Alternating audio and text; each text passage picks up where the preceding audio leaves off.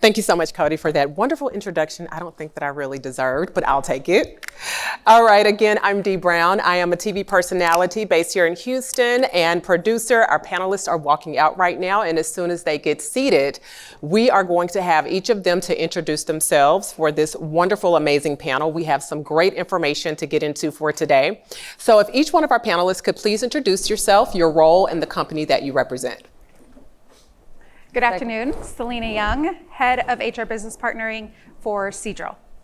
Hi everybody, my name is Ferlin, and I'm the President of Legal, Compliance, and HR at SICK Incorporated. Hello everybody, I'm Terry Stringer, and I'm the Head of Ethics, Integrity Policy, and Operations for HP. Good afternoon, my name is Jonathan Thorpe. I'm the Chief Learning Officer at Quantum Connections in Dallas. Hi all, I'm Christine Coe, Chief People Officer at Charlie Health. Thank you so much. Let's give our panelists a round of applause, please.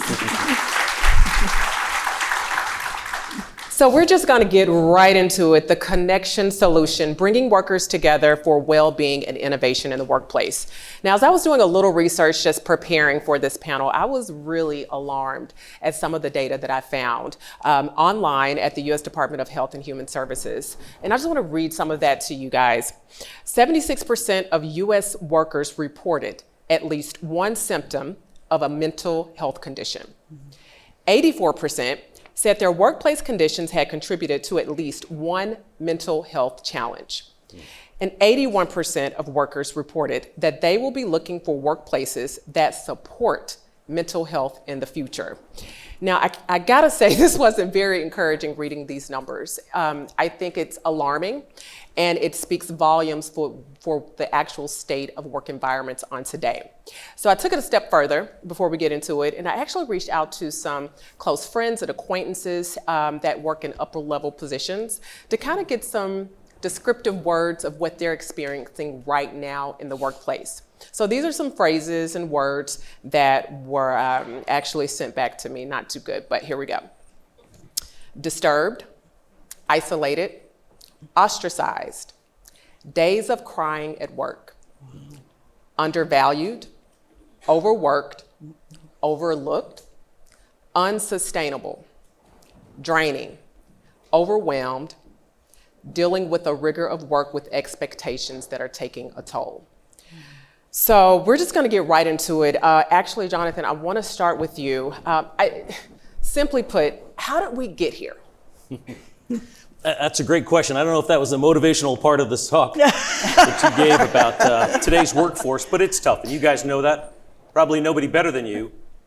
But if you look at what you just reflected, and then if you read Gallup or Gartner or Forrester, or even many of you have already talked about what the U.S. Surgeon General just put out in a 2023 landmark report on scale with smoking as an epidemic in the 60s and nutrition and fitness as an epidemic in the 90s.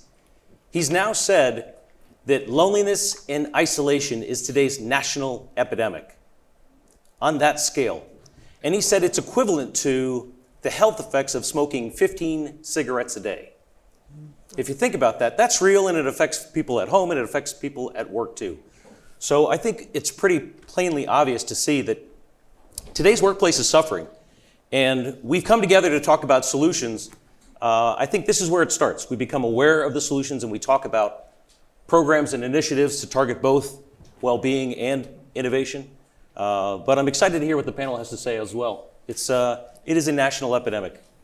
Absolutely. Christine, this next question is for you. So statistics show that burnout is a widespread issue across industries. Do you see burnout as a key factor in the workplace mental health crisis? Oh, absolutely. I think, Charlie Health is uniquely positioned because we're in the behavioral health space.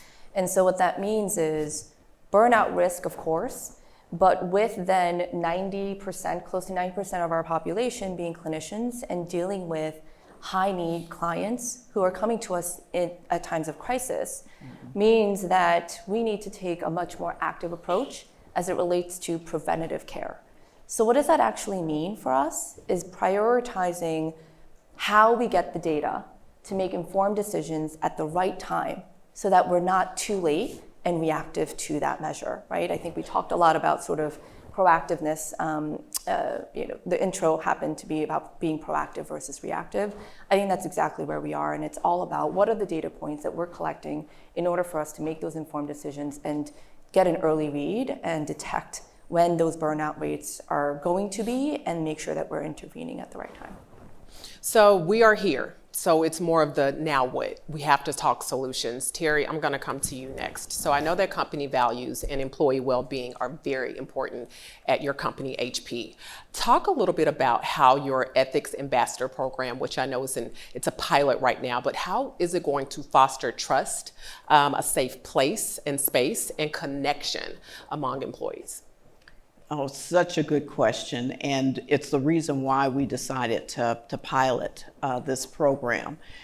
We've talked about psychological safety, and that employees just are not feeling safe in their workplaces, in society, when they go to the grocery store. The world just seems to be a place where it just seems to be so much uneasiness. And so we were looking inside our company and trying to figure out from the standpoint of we want to promote a speak up culture. And in order for employees to feel comfortable speaking up, they've got to feel like they belong. They have to feel like they'll be heard and they'll be seen. We have lots of different avenues for employees to report issues or to come with concerns if they have them. But one area that we saw that employees might not feel as comfortable is maybe if they go to their boss expressing some of the things that they feel, maybe it'll be held against them. And maybe they won't get that next promotion or that next good assignment because they've shared a little bit too deeply or they fear that they might.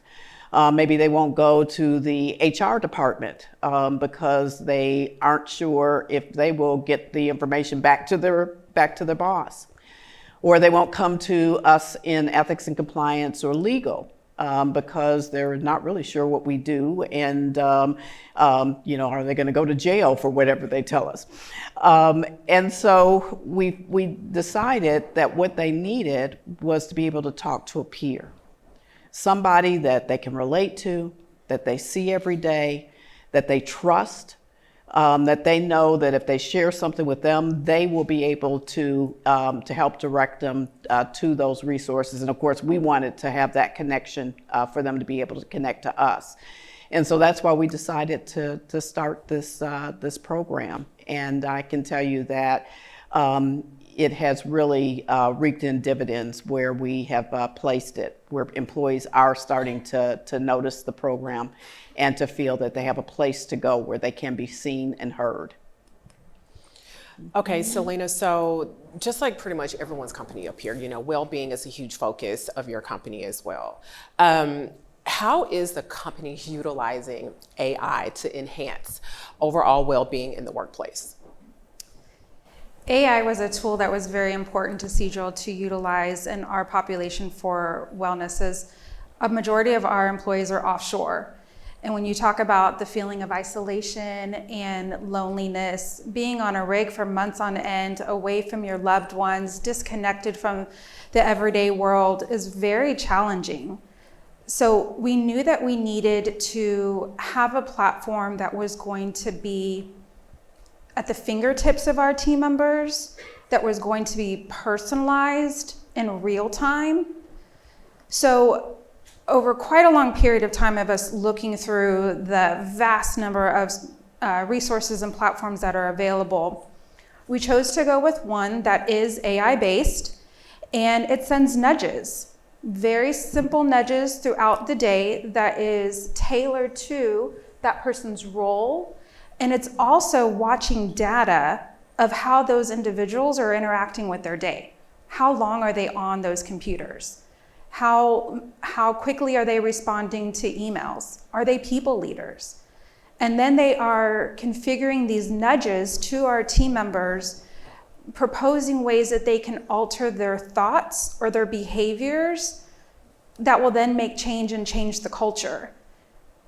The idea of Seadrill implementing these AI tools is not to replace connection, but to complement it in a way that drives these conversation and encourages people leaders to think outside the box and have the authentic conversations that are truly needed to move the needle.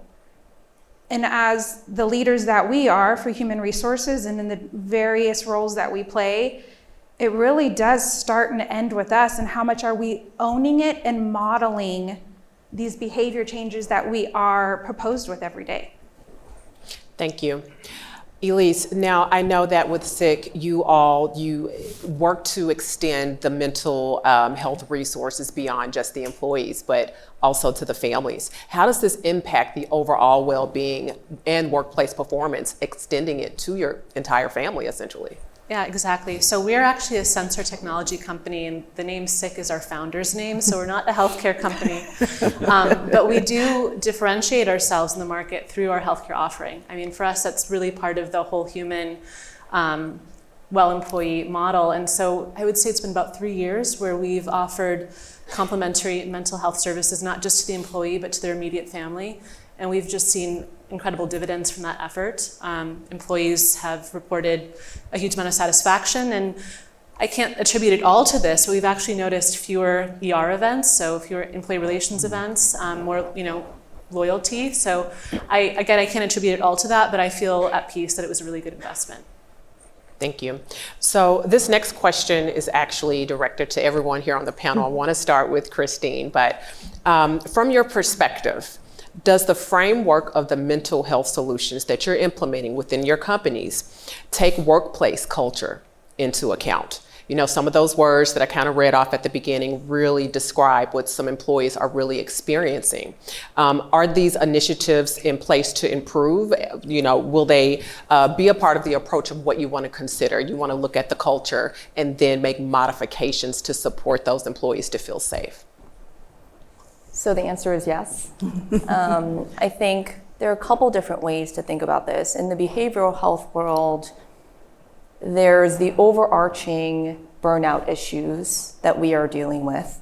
Then couple that and overlay that with the workplace issues and culture, isolation, connection, right, that lacks currently. And then you overlay the remote distributed workforce, and now you've got a very complex set of issues that you're looking to solve for in a workplace setting. And I think it really starts with peeling back and doing a real assessment around what's the core of your values as an organization, and also the makeup of your teams and the workforce, so that you can find the tailored solutions that work for them. So I'll give you one example. 80 to 90% of our population deal with clients that are high acuity in nature. And so, people who are profoundly struggling come to us for assistance, help, and support. And so when you're dealing with that level of high acuity clients on a day-to-day basis, the support model that our workforce needs may be very different than someone that is in a high-tech world, right? And so we've taken a really hands-on approach to say there is both the broader EAP, larger organization partnerships with mental health companies and vendors that then we need to marry with how do we embed that into the everyday workforce and the workflows. And how does that manifest itself so that we are essentially teaching our employees to fish, right? Train the trainers, let them take what they need from those learnings, teach them that, and help them to really pull out the tools when those tools are necessary in their day-to-day so that that's sustainable and that we're really working towards something that is longer term. And so that's been a really big focus of ours. Good. If the question is, are our connection strategies targeting culture? I would say, I think they are, and here's why. A lot of people mistake culture as being this single thing, this entity that you can kind of measure and learn and perfect. I choose to remember that culture operates in several levels. In one sense, a company's culture is its espoused values, what it intends or aspires to be. That's the design of the culture that you want. But in every workplace culture, you also have the actual evidence, the actual artifacts, and the routines and the behaviors that people exhibit at work. And they might be aligned and they might not. And those are two visible things. But the part about culture that a lot of people miss is that there is an underground element, just as important as the other two, which is each employee's underlying beliefs. And you've got no way to learn what those underlying beliefs are unless you talk to them, unless you ask them, and unless you actually build a genuine conversation, leaving that person feeling seen and heard. And so I think if you're really going to ask, is a culture addressed, I think you want to make sure that the cultures that you're serving and you're helping, you're addressing all three levels. The culture, the espoused values that you want to be, the core values you hope to support, and certainly all the actual behaviors and artifacts that are evidence of your culture, how often people miss work and how often they show up to parties and all the other things that you can't deny. And then finally, the underlying beliefs that every employee has. You have to make sure that all these solutions that we're talking about today actually factor in and learn those employee beliefs and make sure that it's not just an executive priority that establishes all of these great programs, but it actually supports a core value that is shared by the employees that fulfill the company. That's what I'd say. I totally agree. As well as I think that that the employees have to actually feel that whatever we are promoting as culture, that underlying belief system that they have, that somehow the belief system or what the culture, the values are promoted as a company, that they align with their personal values. One of the things that we did that I thought was surprising and also heartfelt, one of the things I was actually very proud to say that I work for HP, was a few years ago. It was I think there was like Mental Health Month or something like that, and several executive level employees came out and were featured on our online intranet kind of magazine, promoting the issues that they had with mental health and sharing some really deep experiences that they had.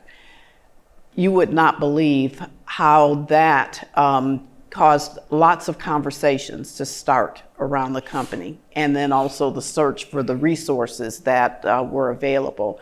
And then HR also stepped in and provided even many more resources as they learned some of the things that employees were stating. So that also shows the importance of culture, and again, the importance of listening, seeing, hearing, and then meeting the need from whatever has been put out there.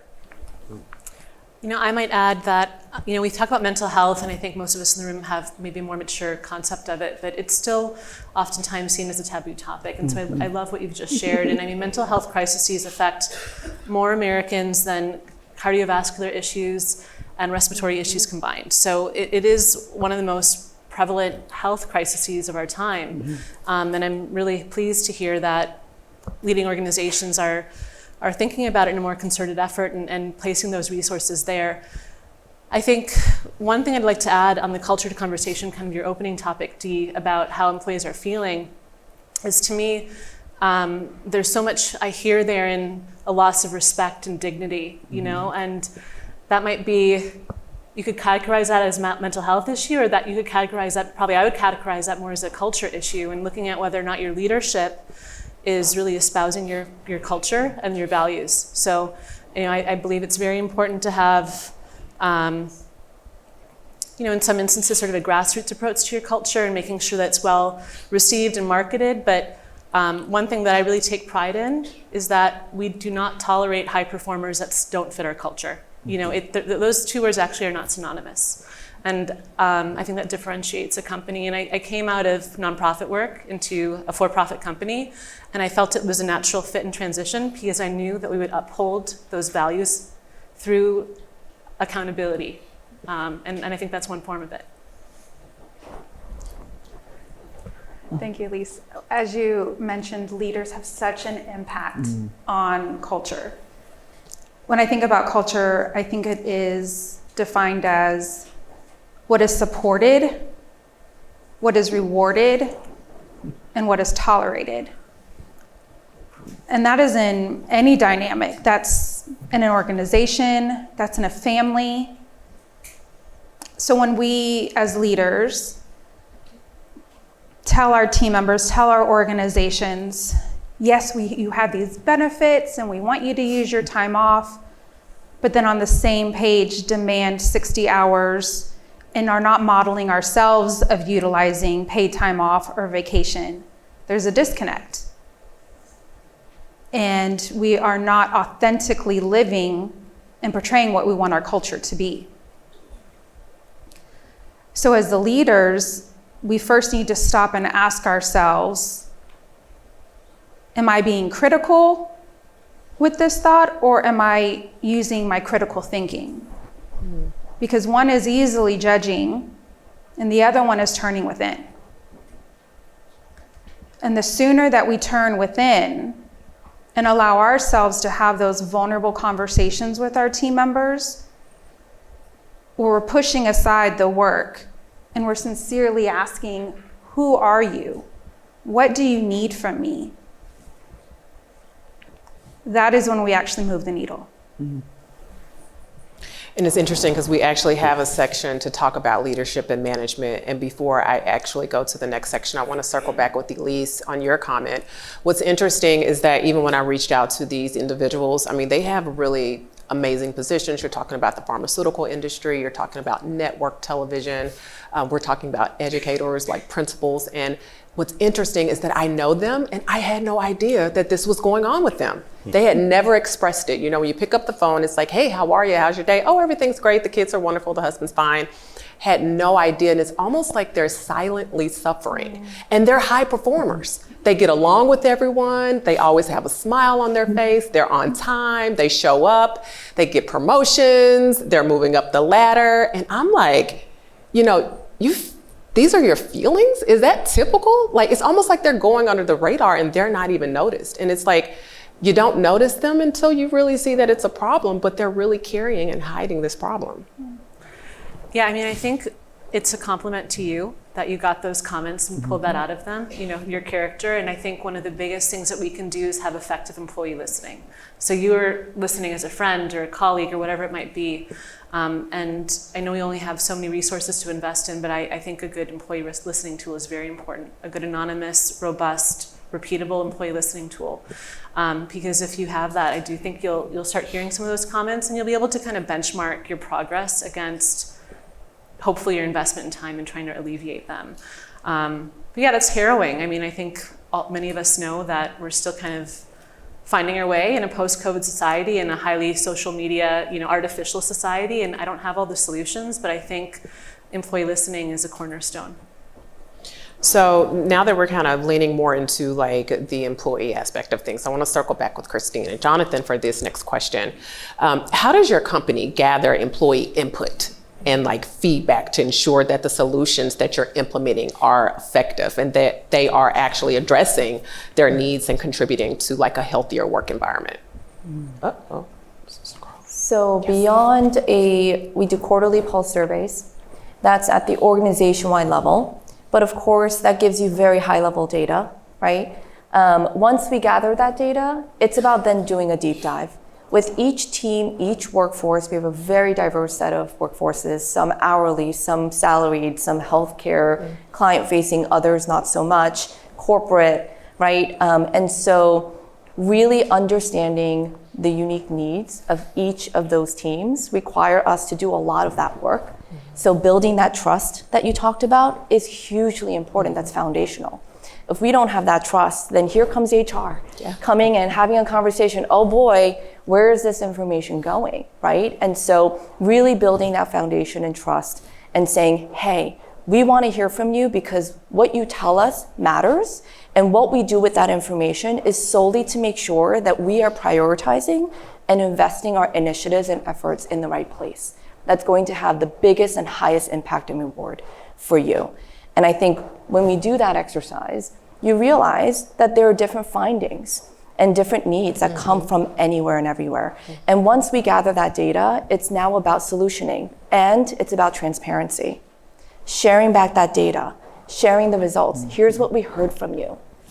The good, the not so good, the ugly. It is what it is. We are learning. We're not perfect. And I think that level of vulnerability really does go a long way with our employees, and then being able to track progress and saying, hey, every so often we're going to come to you and say, we're going to do these 3 things and we're going to do it really well. And here are the things that we're going to measure along the way to show that we're making progress.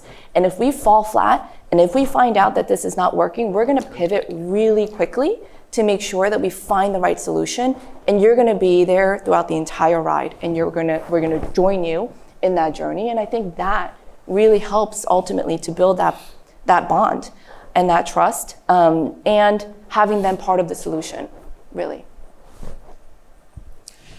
If the question is, what are we doing as a company to validate the effect, right? How are we doing that? If for example, if we're going to deliver a 6-session program to a client, that we're going to target, how do you actually communicate with each other? One of the first things we'll do in advance of those 6 sessions is have a session 0 with executive leadership to try to learn, how deeply do you believe and care about what we're about to set out and do? And what have you done in the past that suggests this is a consistent value, that you still want to support this in earnest?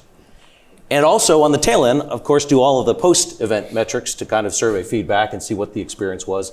And is there any real lift? But beyond that, we also do something which is kind of to archive and record the practice that's going on. So if we have a 6-session program, in between each session, we're also going to regulate the amount of practice each participant does. So they actually exercise the new behaviors and muscles and actually put it to work. And then we follow up each session and ask them, do you still believe this? Is this just lip service? And can you still support it as we go through the program?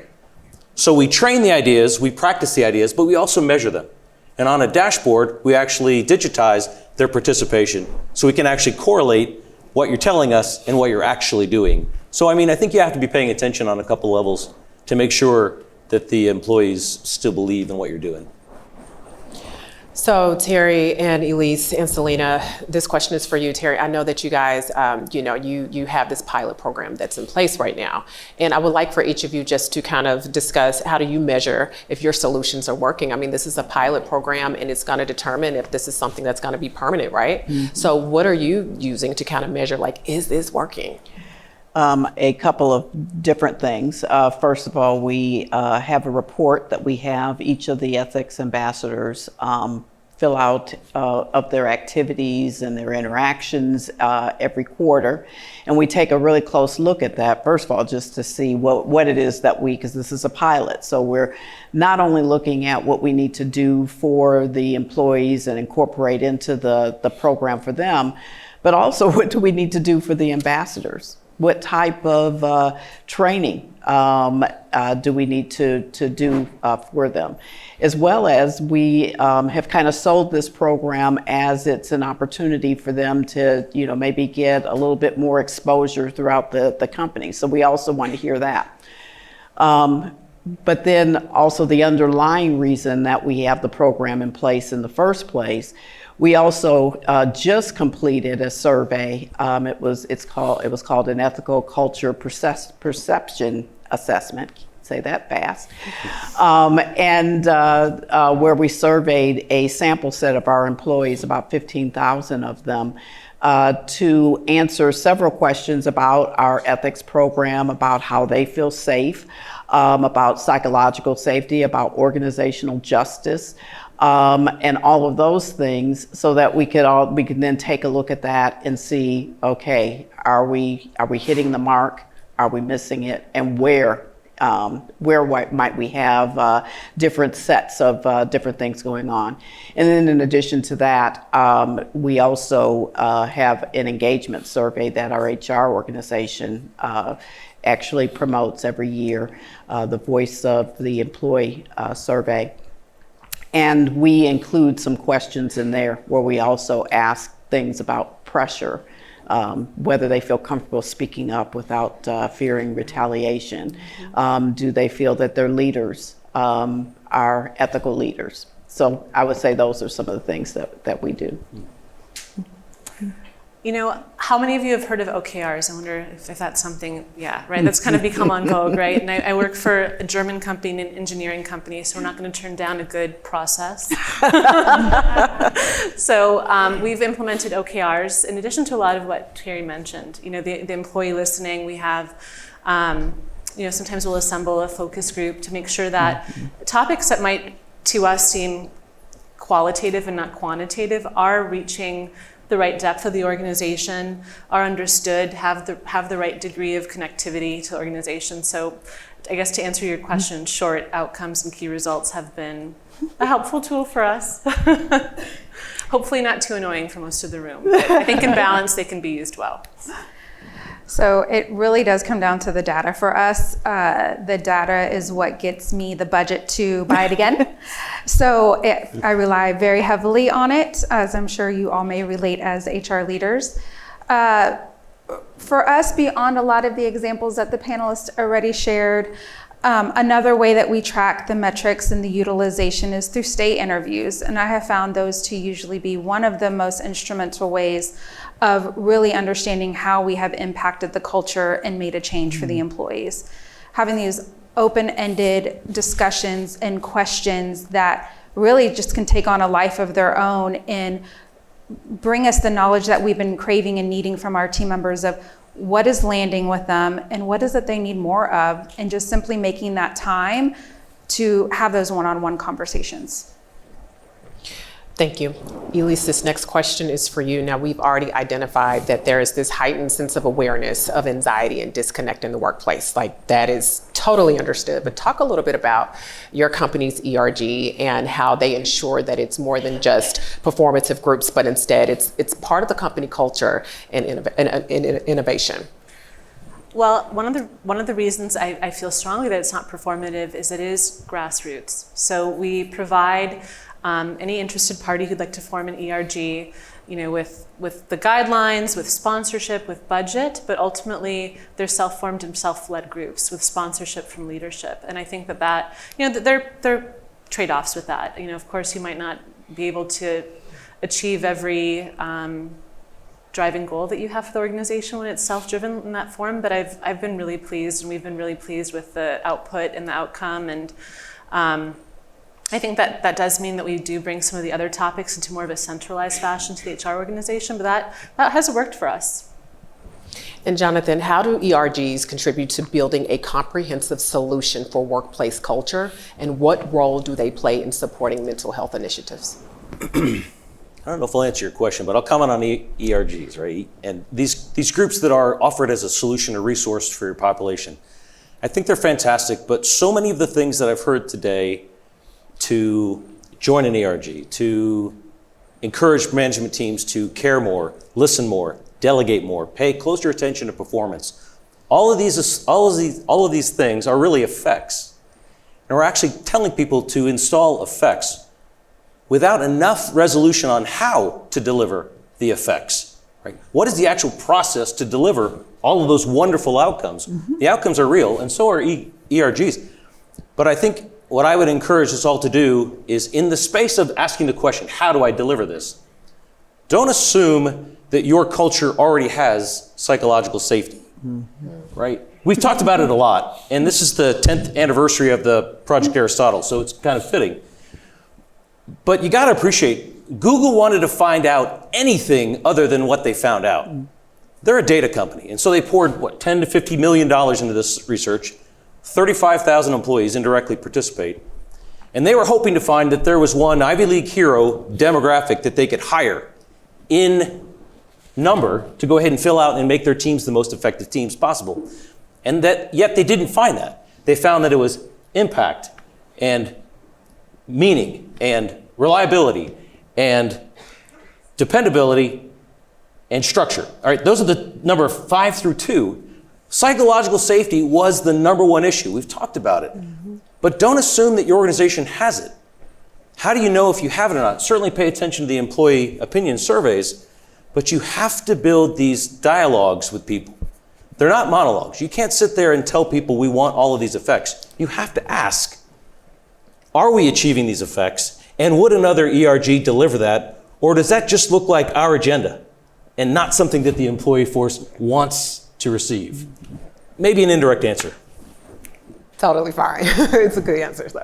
So the next question that I actually have, we've touched on so many different things. We're down to our last 5 minutes. One thing that we're seeing is that mental health in the workforce is costing companies a lot of money. So my question to you, when you're dealing with this very delicate situation, how do you ensure that solutions prioritize employee well-being rather than just serving as a cost-saving measure?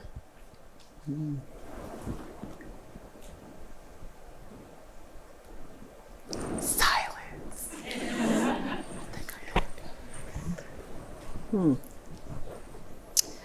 I'll share. One of the impacts that we've seen, and I'm sure many organizations share this same issue, is absenteeism. And the amount of absenteeism that goes into days that are needed, or that we're not understanding really what the employee needs in order to be well. And we're not having those candid conversations with them to understand and breaking the stigmas that it's okay for you to tell me that it's just a mental health day. So absenteeism has really become rampant in the way that it is unspoken. And that is affecting the culture, and it affects the productivity of the team, and it affects the collaboration of the team. So one way that we have been addressing the absenteeism is by having days where the PTO is just open, and we're not requiring our team members to submit it as their day off. When you submit a PTO day, that is your vacation. We know that you're using it for something else other than your mental health or for a doctor's appointment. So it's really encouraging team members more to know when their breaking point is, and whether that's at 2:00 in the afternoon or you need a full day. Please take it, have that flexibility, and know you have my trust. I think that we are in business, and no matter what it is that we do, we have to return value to our shareholders. Mm-hmm. So you are frank in that to employees that we need you well in order for us to deliver on our goals. I think of when you're on an airplane and they, I don't know if you all still listen to the instructions, the safety instructions, but they tell you to put your mask on first before you help anybody else that's with you. And I think that is the key, is that we're very, very transparent in saying, yes, we're a business, but we do care about you as a person, because you might be a means to an end, but we're not going to get to where we need to be unless you are where you need to be. And so, whether it be self-serving or not, we need employees to be well taken care of, and to be able to be themselves in the workplace. And I think part of that story is community. I think so much of what we talked about with this isolation, issue is your degree of connectivity to the workplace, to your immediate community. And when I talk about a spiritual vacuum, I don't necessarily mean religion, but just having purpose. And I think what we've talked about earlier about, mission statement, culture work, that's very important. To have someone feel that genuine engagement and connectivity to your company. And then defining and investing in community. And maybe one more comment on that. It's interesting to hear jokes between generations and, this kid won't take a phone call. But I think that is also important in understanding how to collaborate and build effective community, because we do have generational differences. We do have individuals that are, native smartphone users that would much prefer to text than to, go to a United Way event. And I think we need to meet people where they are, and connect them to that broader good, that spiritual depth. So we're down to our last minute. Just any final thoughts or any maybe actionable items that we could advice that we could offer to our audience, maybe they don't have a program, maybe they don't have a pilot program, something that they could do starting today. We can start with you, Christine. I think for one, scalable solutions really start with the first touch point of our employees, which typically is our leadership teams and managers, right? And so really focusing on what are the core things we want our managers to know about, to be trained on, how they support their employees, I think is hugely important and well worth our time to really investigate, to know what solutions are actually going to be sustainable. And so going back to the leadership piece, I would say, let's start there. It doesn't have to be a secret sauce solution, but it really starts with having those conversations, understanding what skills do exist in your organization today, managerially, what are the things for the future, and how do you help fill those gaps in order for your teams, as you scale, continue to get that sort of personalized, tailored solutions and day-to-day coaching that they need. I would stick up for psychological safety one more time. You've heard me say and talk about it. Google didn't want that answer because it's the one thing that you can't hire and you can't declare. You have to work at it and you have to build it. And as soon as you have it, even for an instant, you have to work hard to keep it because it is perishable. So pay attention to psychological safety and then recognize there are things you can do to build it. Things like habit of affirmation, zero negativity, awareness, and dialogue are all skills that can be taught to employee workforces, and there are companies that will partner with you to do that. Thank you. And quickly for the last three. And I will just echo what Elise said about connection and purpose, and just make sure that you connect your employees with whatever your mission is, and get aligned on the purpose. I would say don't go with the flavor of the month with your resources. We have so many wonderful options available. Use it to really bring consistency to your employees, build your brand with that. Use it to be able to measure whether it's successful or not. I think that you need to have a resource, whether it be in your health and wellness program or otherwise, have some year-over-year presence to really build momentum and effectivity. As leaders, we go first. Whether that is utilizing the benefits, taking your time off, opening up your door to a vulnerable conversation, we initiate those practices and we make them normal and we create that culture. All right. Thank you so much for joining us on today for this amazing panel. And that is a wrap. Thank you.